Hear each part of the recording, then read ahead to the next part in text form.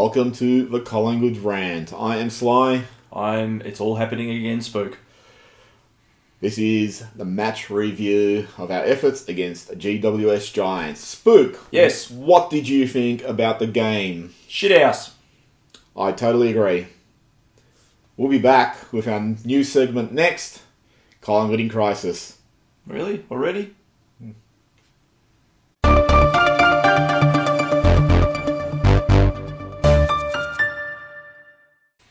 So, welcome to our new segment, Collingwood in Crisis. The game itself's probably been dissected. People have had... Well, the GWS certainly dissected it. Well, they dissected it in the first quarter. Alright, so there's obviously greater issues occurring at Collingwood. Do you think? I may not be a Columbo, but I have just one more question. What exactly is happening, and why has it continued to deteriorate after, last week you would have thought, you beat West Coast, you could get your season back on track. Come out against GWS, and then it's just, that first quarter is just a slaughter which killed the game, and killed my interest. Not only that, but GWS had, their entire midfield out? Yep. Very weak inside. They went in exceptionally tall. Went in without their centre-half back captain. And what did we do? Right. So failed to turn up. Scuttlebutt from people like Mark Robinson and Ricky Nixon. Oh, so we're going straight to the credible sources. I want to get the credible sources out of the way. So these people are suggesting there's quite a bit of dissent within the ranks. What do you give that any credence? I'm starting to think that there is something's happened or something's going on. And we've spoken a little bit about this prior to show, so you can be privy to this as well. There's nothing groundbreaking. But comparing it to last year, look, obviously when you're up and you're flying, you can afford to be pithy and all that sorts of things. But there just seems to be a sense of that brotherhood thing, the camaraderie, the fun, the sense of unification seems to be lacking at the moment. It doesn't feel like a team that's playing as a team. It feels like a team that's playing as a lot of individuals at the moment. And now some of that obviously you'll cover off in a second. But I get a sense like something, and I don't think it's the Stevenson thing, but something at some point has derailed or started to derail the season. Okay. So, to understand, I think, what's happening, to go away from the sensationalisation of... Are we going back in time? Do we have to do the wavy lines? Yeah, the Scooby-Doo. To get away from the tabloid type of journalism that there's problems... The shit. Yeah, that there's issues, the players are unhappy, and all that sort of stuff. I mean, really, if that's what's happening because of the rumours that have been purported, what are they, 13 years of age? You might as well just disband the club. Okay. Thanks for watching. Yeah. Okay, so take out 2018 of Buckley's tenure. The aberration year. Yeah, the aberration. Well, it's not because we lost the grand final. So that's normality. That's normality. Normal service will be resumed shortly. And I don't want to rehash, go in great depth into the past, but you just need to look at the way Collingwood has performed under Buckley. So Buckley took over in 2012, 2012, 2013. He made the finals with what you'd call Malthouse's premiership list. Once we got knocked out in 2013 against Port Adelaide, Buckley seemed to decide that list is not going to take us to a premiership. Nah, why would it? Why would it? So he starts to disband it. He trades Heath Shaw, he trades Dale Thomas Walks, they don't match the offer. He trades outdoors, Willingham, he starts pushing out guys like Didak, Johnson, Tarrant, and all that sort of those players. And he starts on the rebuild. Now, the rebuild isn't a great rebuild because in one draft I pick up Matthew Scharenberg and Nathan Freeman. Scharenberg may still make it, but he's on 30 games. He's been on the list for about 9 years. 30 games and 48 knees. Yep. Ben Kennedy, Tim Broomhead, Jackson Ramsey. All the big names. Yep. Then they traded in guys like Clint Young, Jordan Russell, Quentin Lynch, Patrick Karnezis, these sort of players. Why aren't we on 20 flags? Okay. So their list management obviously bombed out. You think? Yes. Now, I just want to look at something here, because I actually studied the pattern under Buckley. 2014, first half of the year, were 8 wins, 3 losses. Second half of the year, we won 3 games and lost 8. So we finished on 11 wins after being 8 wins halfway through the year, which is very similar to this year. Yep. 2015, first half of the year, 8 wins, 3 losses. Second half of the year, 2 wins, 9 losses. not going to talk about the injuries. I'll get to those a bit later. 2016, first half of the year, 4 wins, 7 losses. They started poorly. In the second half of the year, 5 wins, 6 losses. So they're really middling at that stage. But you're thinking they're starting to pump games into guys that they are getting right at the draft table, like Maynard and DeGoey and Grundy and these players. And first half of the year, 2017, 5 wins, 7 losses. And second half of the year, 4 wins, 1 draw, 6 losses. So for 4 years, we really struggled. In 2 of those years, we actually performed well and then just plummeted. 2018, first half of the year was 7 wins, 4 losses. Second half of the year was 8 wins, 3 losses. That's the 1 year where we actually developed momentum and all that sort of stuff. How'd that go? That went well. Now, just looking at some of the results to some of the games, there's a number of games where we just got blown out of the game in the first quarter. Round 20, 2014, West Coast kicked 6-5 to 2-1. 2015, Geelong kicked 7-1 to 1-3. And, GWS in 2016 kicked 7-2 to 3-2. So there's games where we got smashed. But that's probably going to happen when you're developing a team. Alright, so you look at what's happening now. How reminiscent is it of what has happened in the past? It's like what Galadriel said at the start of Lord of the Rings about what was once will happen again. Well, alright, so now we'll look at the injuries, alright? You look at the grand final side. So injuries have been, people are going, that's a big qualification on why we're bad. If you look at our grand final side, I was actually surprised by this. We're missing 5 players from that grand final side. Jaden Stevenson. Yep. He'd be irreplaceable. He's a freakish talent. That forward line, he's... Yeah. Oh, bet on that. Tom Langdon can play tall, provides intercept marking. Now, those 2 guys are the 2 guys I consider you cannot replace those guys. No, agree. Levi Greenwood, I like Levi, but I don't know if he's a necessity to that side, particularly the way they're using him, which we'll get to in a bit. Yep. Tyson Goldsack, although he's actually been superseded by Jordan Ruffhead. Joe Ruffhead? Whichever one we got. Yeah, Jordan. Jared? I don't know. And Josh Thomas, who's been struggling the whole year. See how much... And I don't know how much you really missed him. No, was he out? Yeah. So, the 2 players out of those 5... Well, actually, let's make it 4, because Ruffhead's superseded Goldsack. So, 2 players out of 4 we're missing from that grand final side.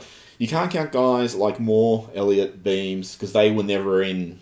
That side? Yep, that side. Yep. Moore played a few games last year, but he didn't really contribute. The big problem prior to this week would be, for a lot of the year, we haven't had Sire and Adams. So we haven't had those inside mids, and the Beams trade hasn't worked. Now, the one thing I said to you about the West Coast game, when the guy went in the middle and he started winning that ball and running, he got everyone around him working. Yep. And it suddenly looked like a different team.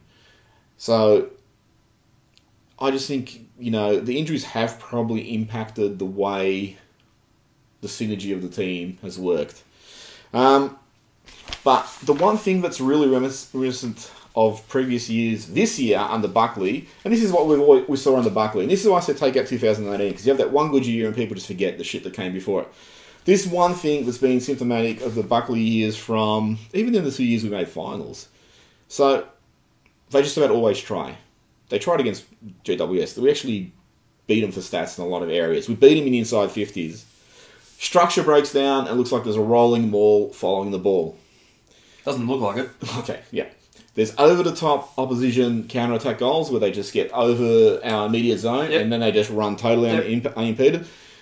GWS look like they're having training drills the way they were just bringing the ball forward. But they're renowned for doing that as well. I believe that it's the same way Essendon are currently playing their footy as well, that they can't get a functional forward line going, so you get it over the top and run. Yep. But we don't. No. Inconsistent throughout games, which we proved, with that terrible first quarter. A lot of flat efforts, they try, but they don't look like they're gelling. It's not working. Injuries. In every year under Buckley, they've had probably the most injuries every season. Hands up if you're over them.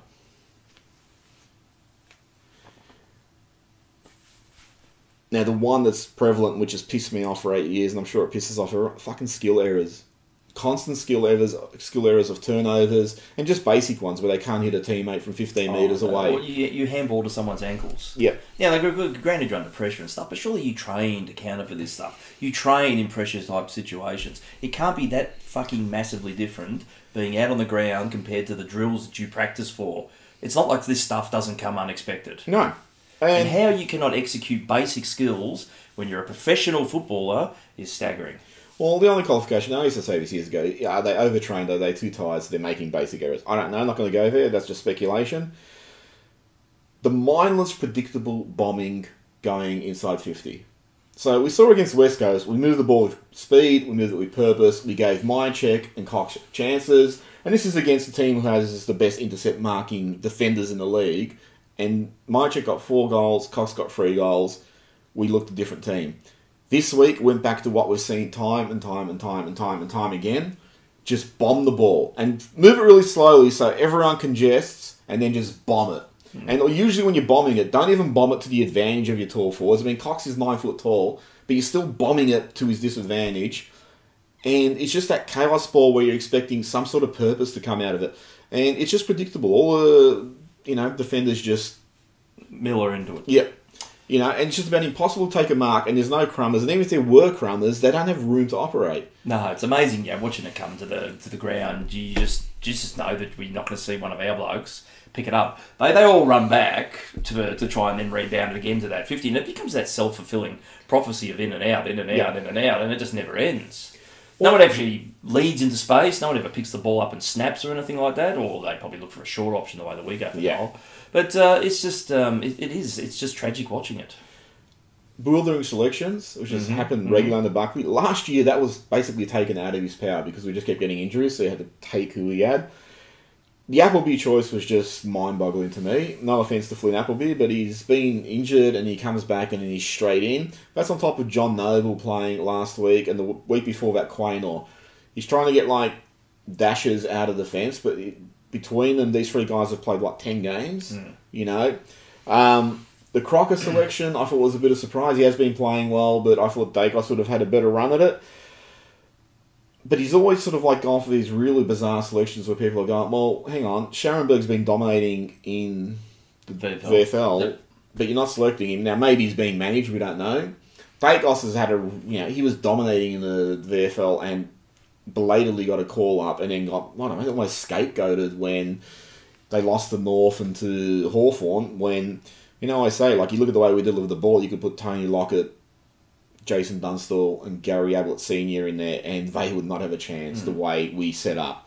So Hawaii guys have, much less experience and talent. The other thing too is, we were talking about this a little bit earlier, is you have too many low possession players in that side. So inexperienced players are Appleby, Brown, Crockett, Quaynor and Sire. So they're all, only got a handful of games. And a handful of possessions. Yep. So Appleby had 7, Brown had 17, Crocker had 7, kicked 2 goals, Quaynor had 17, Sire had 12. Okay, that's just over 50 possessions between 5 players. Now that's on top of guys like Hoskin Elliott, 11 possessions, Main, 8 possessions, Varco, 15 possessions. And those 3 guys are not traditionally high possession getters either. Hoskin Elliott, I was complaining about this last year and you shouted me down. He doesn't do enough when he's not kicking goals. Now, he's getting played in a little bit different way, but still, geez, 11 possessions for a guy now who's probably entering the prime of his career. Yeah, how many games would he have played? It'd surely be nudging 100, wouldn't he? Yeah, it'd have to be up there. Varco, sorry, he just doesn't look like he's up to AFL standard anymore. No. And then what you see under the Buckley teams, generally, is the defence generally holds well. Holds together generally well. Didn't in the first quarter, but given the assaults from the opposition, they battle valiantly to try and keep us in the game. The midfield has the best fucking ruckman in the league, and they have no relationship between the ruckman and the midfielders. And that to me, we were complaining about that from the first time we played West Coast in round 3 or 4, whatever it was. It was how do you have this guy who dominates the ruck and you can't actually maximise his output? I don't think it's fair to call him a ruckman anymore. He's probably a midfielder, and he's our best one. It's just the dynamic, as you said. It just doesn't work. I mean, it's to the point where you're seeing him week in, week up. He's standing up and taking on the game himself. He's tapping the ball to himself to advantage. He's running forward. He's kicking goals. Well, he might as well just piss the rest of them off and just play him once. Well, he seems to me, and again, I don't know any of this is inside information, but watching him, and it's happened regularly this year, it's like the first half, he's trying to involve the midfielders. It doesn't work. We struggle. Skips up. And he just says, fuck it. Fuck it. I'm going to start grabbing it out of the ruck or tapping it to myself or, grabbing it out of throw-ins and trying to have shots because these bums, these much vaunted midfield, are not doing anything to, use my dominance to our advantage. So the midfield just doesn't work. For the names he got in there, it doesn't work. Forwards. Last year, the strength of the forward line was its unpredictability. Correct. This year, for about the first 6-7 games, they really seemed to want to play Elliott predominantly as full forward. Maybe that was because they were trying to manage his loads and not get him swept up further afield. But then they were even playing Stevenson more at full forward also. And it's like they've gone from a really unpredictable setup where you didn't know who was going to end up at full forward any given week. I mean, last week Stevenson kicked 5. Josh Thomas kicked 5 against Carlton. Hoskins was against Essendon. He had a bag of 4 or something. So there was one person would dob up. Yeah. Yeah, and there was always someone to cover the slack. But now it's like, if it's not working, it's not working. Just bomb it to Cox. And bomb it to Cox, and no one's roving, and you haven't set it up in the way where those players can rove. But again, last year, I remember several games I just watched, and there's different players at full forward, just throughout the course of the game. They'll just actually rotate throughout there. It's also the complete absence of offensive pressure too to lock it in when it does come in there. Yeah. As soon as it hits the deck, it's out. And you think, and you're looking, granted, a lot of the time you're watching this on TV these days, you don't fucking see any of it. And again, they're running back to already set up to have another counter. But if you don't have the numbers up there and no one's pressuring the ball when it hits the deck, then what's the point? So this is what I think has gone wrong in part. I mean, part of this, is Buckley's lack of imagination as a coach. It comes from that Mick Malthouse of this is the way it's going to be. I mean, I watched the Essendon Adelaide game.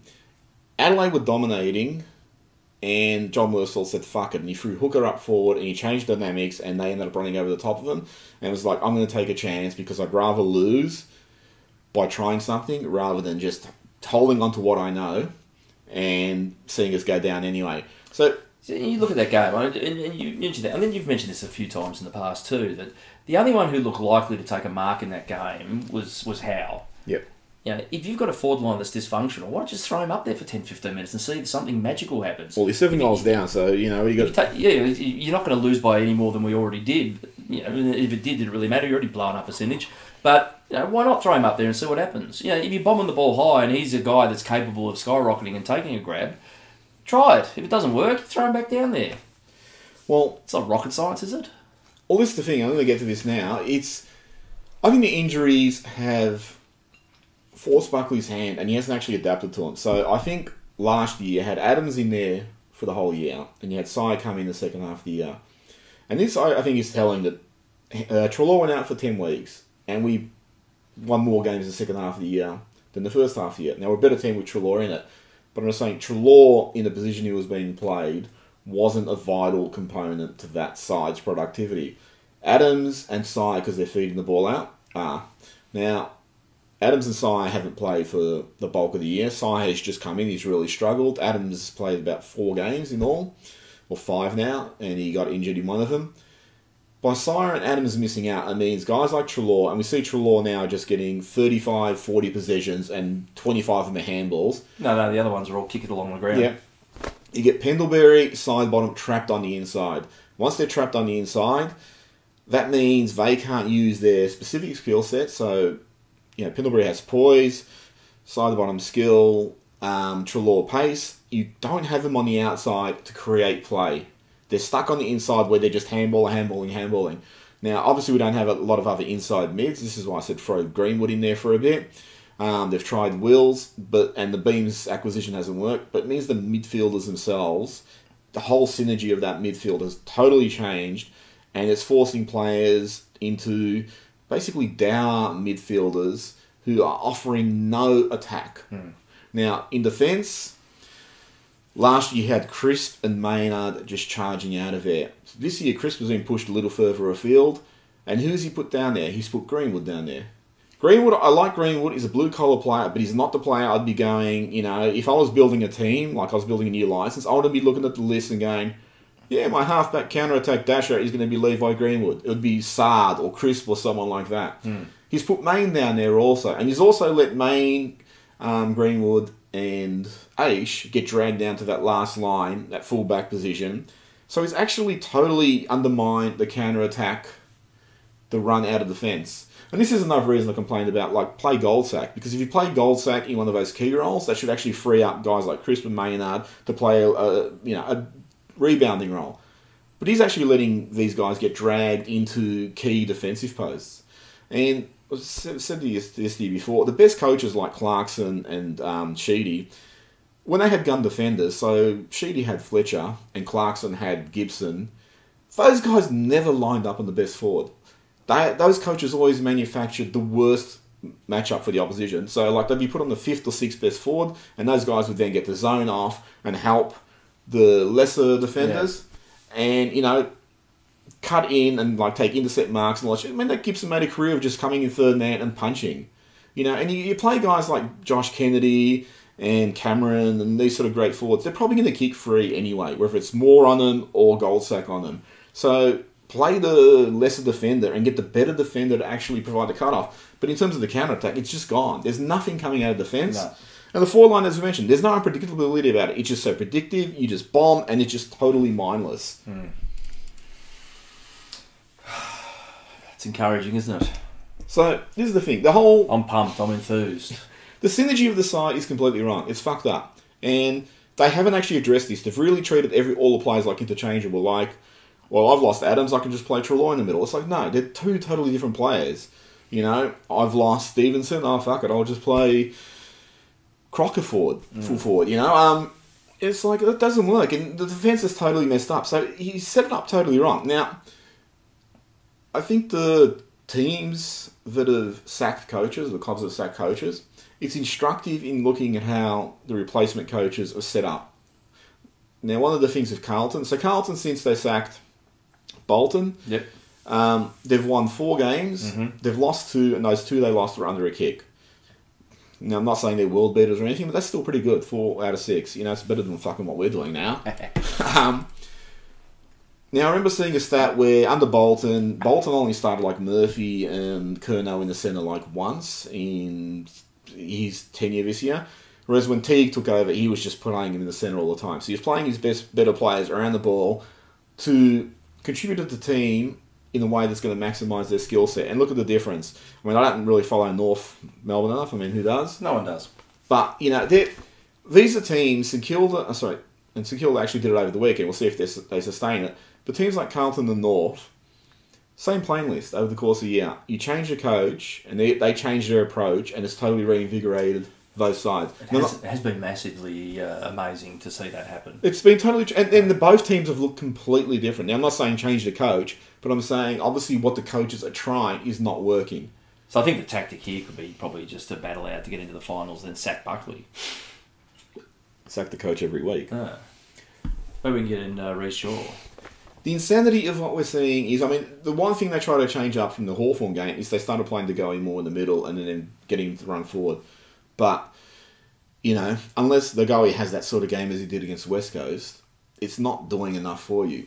So you've got to set up in a different way. Now, Greenwood's now out, but, if you play... Is anyone in? Do we have anyone to come in? We're going to get to that later. So I just think they're dropping like flies. I think they're set up wrong, but those other teams with sacked coaches show if you change your approach, then you can turn it around, even though it's the same playing list. I don't think the injuries are as destructive now. But they're not helping, though. They're not helping, no. You obviously you have a structure in mind, and then you parallel it to last year. And again, we were beset with injuries in that year, and yet everything that we tried, there was a core structure there that just kept working. Yeah. It's like we've broken that now, and no matter what we're adding in, we're shuffling the pieces around, but none of it is purely gelling. You look at we had a great win against West Coast the previous week, but West Coast struggled against Melbourne this week.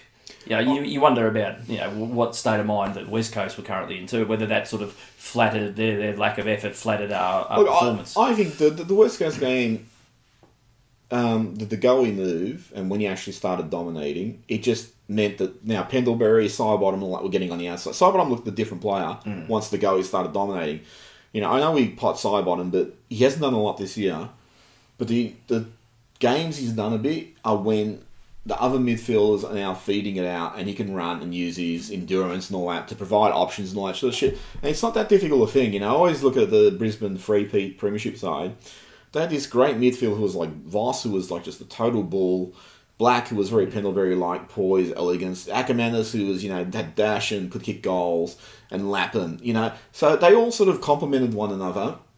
Whereas now, I look at all our midfielders, and even though, Treloar was brought to the club to be this line-breaking, quick, midfielder, he's being used as an in and under mid, feeding handballs out. It's like, well, okay, he's got the game now to find the handballs, but shit, is that really the best way to use him for the side? No.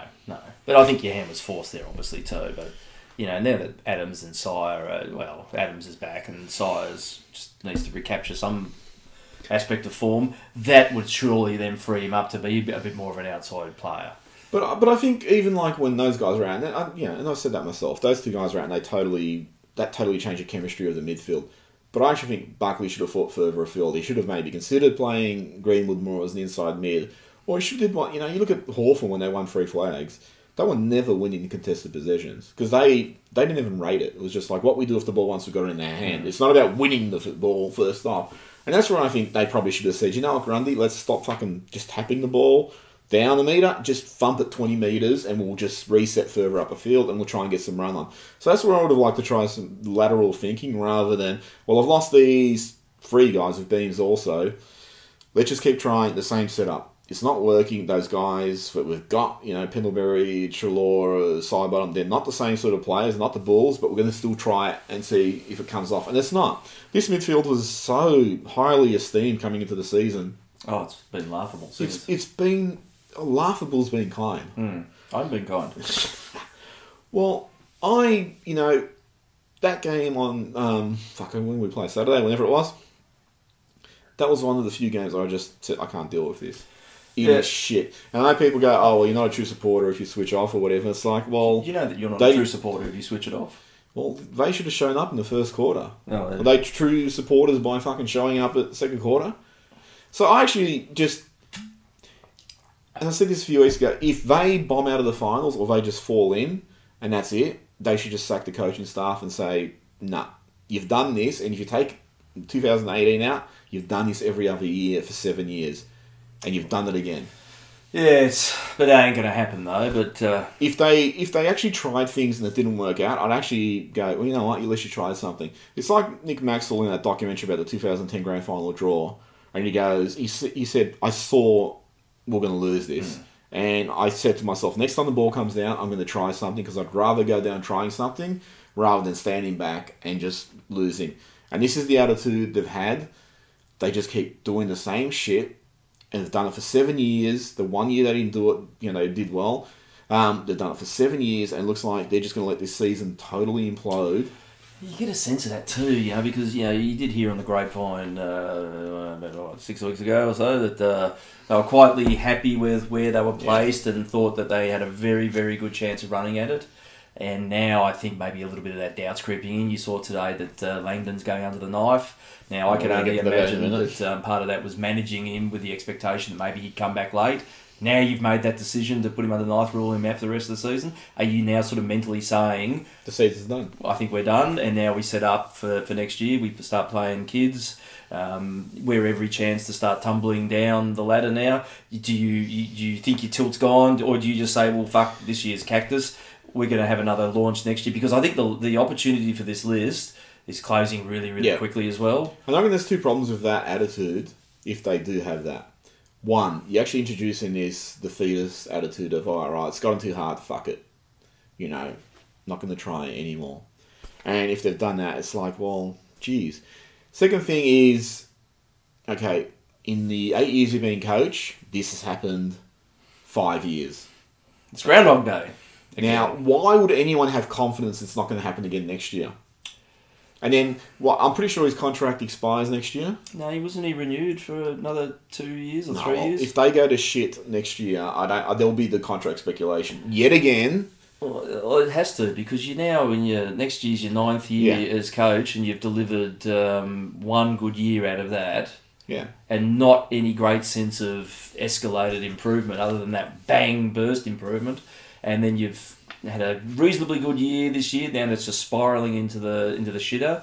Where do you go next year? You have to win a flag, surely. Well, but the problem is, if otherwise, you can't say, well, I've had a fucking good crack at it, now we're going to rebuild again. Well, Give me another 5 years. If they did, they should just disband the club again. Next year, if they were 11 and zip at halfway through the season, you'd expect them to drop off the ladder? I still wouldn't expect them to make the finals. Last year I kept waiting for it to fall away, and it didn't do it. Now this year, it's starting to fall away, and it's like, for me, it's like, all right, last year was just an aberration in terms of how far you got. Mm. This is exactly what you did for the 4 years prior to that. Yeah, look, I must admit, I was really, really hoping that they were setting themselves up for that big run at the end. You know, it's a marathon, and so you're sort of pacing yourself, but then you're going to start, what are we, 5 weeks out from finals or something now? This is where you should probably start to be hitting your straps. Yeah. You've seen some consistency in some of the top 4 sides. Well, look at Richmond. And there they are perfectly primed. Yeah, they're going to be a scary proposition, I think. However, though, this is where we should be right now. We should be looking at a fucking very happily, very low amount of injuries on our list, and we should be playing good football that are starting to steer us towards September. We've crunched the gears that badly. Even reverse is hard to find at the moment. Oh, he's blown the transmission. And we're just spinning in circles. Look, last week was last week, great, but this has been a pattern that's been emerging and unfolding, and it's just not looking like it's going to get any better really quick. No, and again, this is part of the pattern. Having said that, we'll probably beat Tigers by 70 goals. But then I wouldn't have confidence they're going to win the week after. No, so it's that. That's the problem, and that's again symptomatic of the Buckley teams. They have that great win. They did it for years when I was finishing outside the finals. They beat a top 4 side, and be like, oh yeah, hey, and then the following week they'd lose to the bottom 4 side. It's like, what the fuck, And why can you not maintain that consistency? And I'm fucking tired of hearing, oh, he's frustrated with the inconsistency. He's frustrated with not playing the brand. Well, fucking so are all the supporters. This year, what I've actually found from a number of supporters, they're actually actively just going, no, I've had it. I have fucking had it with this spasmodic ride. When is, the pot of gold coming at the end of the fucking rainbow? It's fine. No, it's not fine if you lose grand finals. But, you want to feel that you're going somewhere. If you're not going anywhere, then what's the fucking point? Mm. And I know a lot of supporters have just sort of gone, well, going on what we know, going on form, track record of the years. No, this side's going to implode. This club's going to implode. And it'll just be back in the same shit come next year. And I don't know, psychologically, how does that affect the players? How does it affect us? Fuck the players. Well, if it affects the fucking players, it's going to affect us. But it gets to the case of, well, you know what? Maybe they just feel fucking like they tighten up. Like they did a couple of years ago when Buckley's contract was 217. And you could feel they almost felt like they couldn't take the game on because they were afraid they were going to fuck up. And they must love the coach back then. Do you actually incapacitate the players with doubt and insecurity and fear? It really getting to the point where it feels like you've all done this for so fucking long. Either if you can't rescue it, you're never going to be able to rescue it. You're never ever going to do it in any situation. The thing that really fucking grates on me, and I'm sick of it every year, is the fucking injury toll. Yeah. I said to you earlier on, there was an article in The Age or one of the fucking papers where they had that picture of who's in the box, and there was about fucking 78,000 people in there. And you look back at our, and I don't know who we have working in sports science or fitness or whatever, but what I do know is we had that guy, Devoren, that he decimated half the list. And we sacked him, which, great, or got rid of him, or moved him on, or put him on special projects, whatever the terminology has to be. And we replaced him. Do we go out and look anywhere? No. Do we go over to Europe or see who's doing the best work or anything? No, we fucking hired the bloke who was his assistant. Yeah. And thought, well, no, this will be fixing something, surely. This will fix all our woes. If you've got all the money and you're supposed to be the best of what you do, or you have that bloody hyperbole that you are, was it all the best or anything but the best or whatever it is. Only the best. Only the best. Go out and get the fucking best then. Yep. You know, and it's not so much about, it's a wonderful sight seeing 90,000 people in the coaches' boxes, but they're not the ones that intrinsically are going to get those blokes on the park. It's the sports science guys, the fitness guys. You know, when you look back at the 2010 one, and the way that they were taught to manage and learn about their bodies and sense the warning signs when an injury or fatigue or a strain in a muscle was coming, and they were told then, you know, take yourself off. And we had a fucking brilliant run that year. And where does it go wrong from there? That now it's just every year it's the same fucking list gets bigger and bigger. The list that came out today, you're thinking, oh, for fuck's sake, again, all these players out. Aisha's going to be probably out, and then you're proposing now another 4 or 5 changes probably this week of a whole bunch of unknowns coming in. That's going to be a whole bunch of uncertainty with the way that the structure of this side's going to work. Well, I'm shocked that in the 8 years that Buckley's been in control, there hasn't been an investigation into any department as to why these things keep happening, you know. And if someone goes, well, it's just bad luck, it's like, oh, fuck, I don't buy that 8 years in a row. Something is happening there. So even the ones when you're getting, you know, structural injuries where you think, well, that's not wear and tear. Well, I'm still looking at that going, no, you know, maybe that is wear and tear. Maybe, you know, you were fatigued, you didn't land properly, you didn't, muscles didn't have the support that they usually would, and you know, the structure got impacted. Yeah, look, and it's a good point, and sorry to jump in, but like, I was watching the way that, you know, fucking GWS ragdollers the other day, and that's a reasonably young, there's got a few older blokes in, but it's reasonably young, but their younger blokes look fucking big, mature, thick, heavy bodies, and we still look like stick insects running around out there. Yeah. Yeah, look, I don't know whether that's meant to be making you lithe or it's supposed to be giving you speed or whatever, but whatever it is, it's breaking down on a regular basis. I think they actually were more focused on weight or muscle development in the early Buckley years, and they're having all those injuries, so they laid off that, and now they're getting other injuries. I mean, I know with the 2-11 grand final loss, they lamented that Geelong's bigger bodies just outlasted them, outmuscled them, and all that sort of stuff. So we learned something from that then, did we? Well, we didn't do anything about it. Of course you know? not. And this is one of these things where it's like, well, we tried something that didn't work, so let's just ditch it. It's like, well, maybe the guy that was designed the program that wasn't the best program for these players, maybe you could try someone else. I mean, wouldn't you be looking around? Wouldn't you fucking have someone on staff just saying, you know what?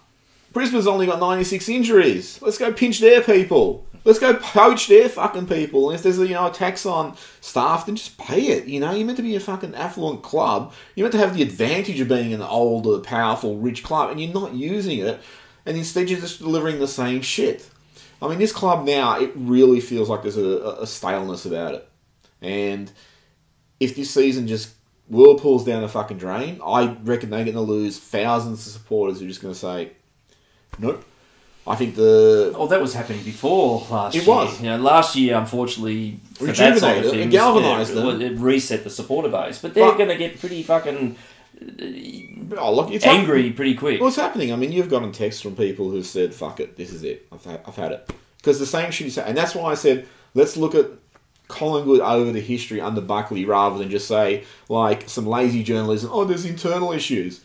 This is shit that's been going on for a while. Last year was just the outlier where that disguised or actually diverted people from examining the same run of faults, of symptoms that have been happening for years. And if you take like 2018 out, you just go, 14, 15, 16, 17, 19, all exactly the same. All promised a lot. The same patterns emerged, you know, which we've gone through, won't go through again. And it's like everyone's running around going, but there's internal issues. It's like, no. There's something that fucking just keeps happening to this club under current management, and current management don't have the awareness to address that and change that in a way that would be meaningful. And I know we can cite injuries, and that's, you know, obviously that is a contributor. But look, that first quarter against GWS, that had nothing to do with injuries. That was how you set up. That was your intensity going out there, and that was just terrible fucking performance. You know, and if you look at the stats against GWS, like I said, we won a lot of the stats. We had, you know, fucking 63 inside 50s to 49. No, and you look, that thing that really shit me with that second quarter is, well, we went inside about 24, 25 times, and what do we score? Fucking 2 goals out of that. All that domination for that quarter, and that's your reward. And then fucking seconds to go, straight up the other end, no goal, all that work, undone. I recall a couple of years ago we played Richmond, they beat us by 15 goals. I think you might be recording that on Saturday morning. Yeah, during Friday night. But about, I don't know, about halfway through the second quarter, but like we're dominating. We were killing it, but we just weren't converting. And again, it's just that lack of system. It's seriously like last year, just the right injuries occurred to make you people just fucking go, you know what, let's throw out what we know and try some different stuff. Or we're forced to do different stuff, and that worked for you. And then people go, oh, this is good. So I don't know. Final thoughts about Collingwood in crisis. Yeah, I agree. We'll be back with the match preview against Richmond. Should be a fucking beauty. Yep.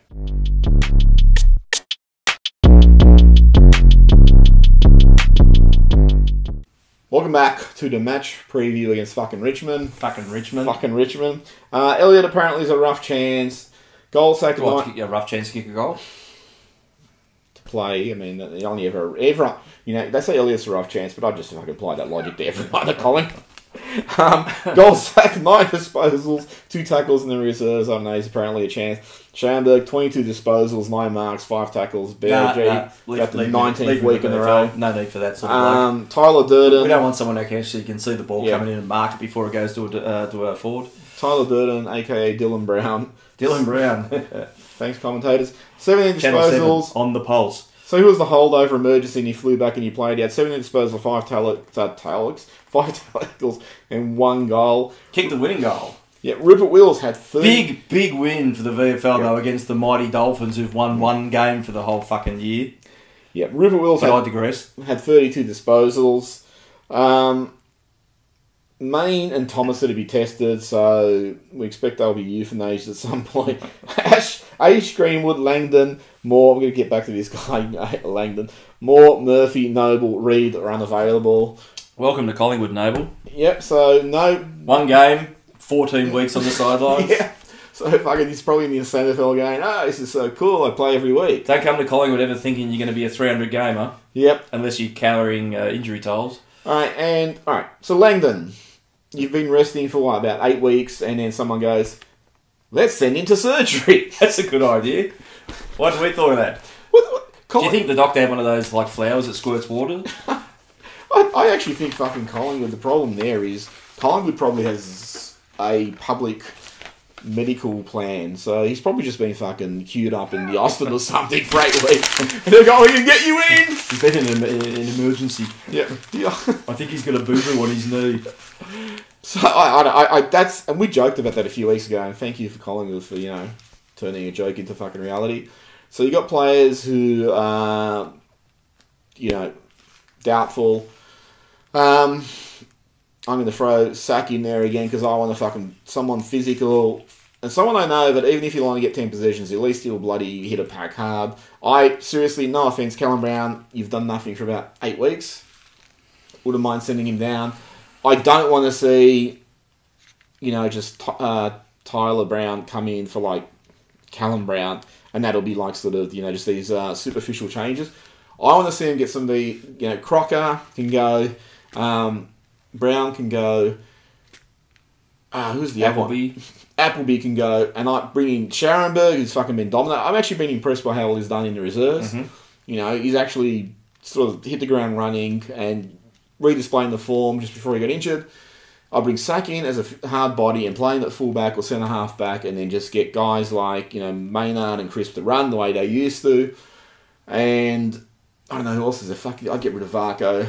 And I think he's done that himself. Yeah. But the thing is, I think your hand's almost forced with some of them, but who's going to come in aside from those 1 or 2 prospects? I bring Wells in because didn't you read before we came and filmed this that Coxie's in doubt? So, that's the Tom Brown room that Coxie saw. Tom Brown, he's on the pulse. Don't worry about Brownie. Yep. So, I would... Look, even if Coxie's injured, I actually think, you know what? Fucking get Cox out of there because playing him just encourages the team to just bomb the shit out of it. You know, if I was a coach of a team, I would get Jared Blair. I know he's not at the club anymore.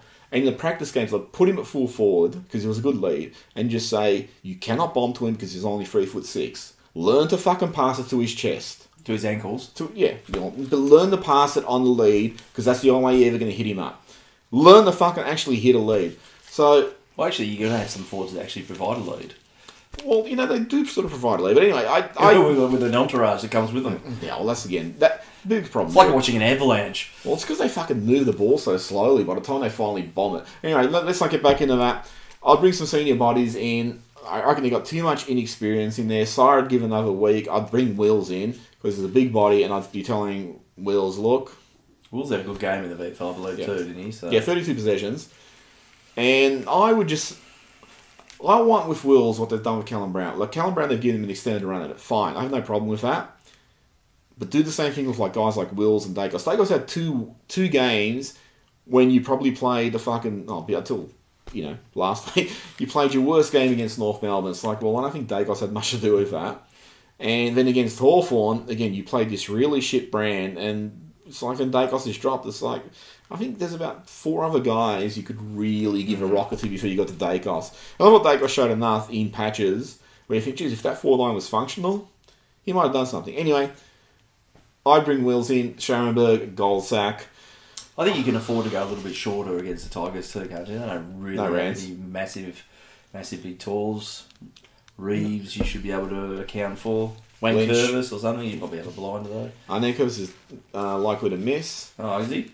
Hang on, we could be a chance here.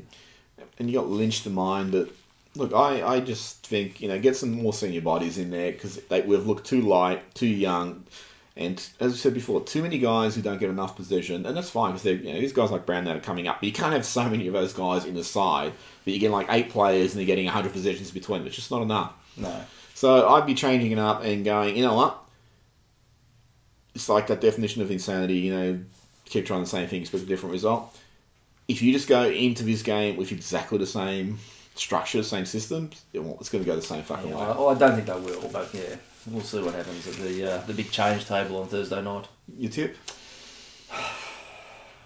Well, I'm not confident. Really?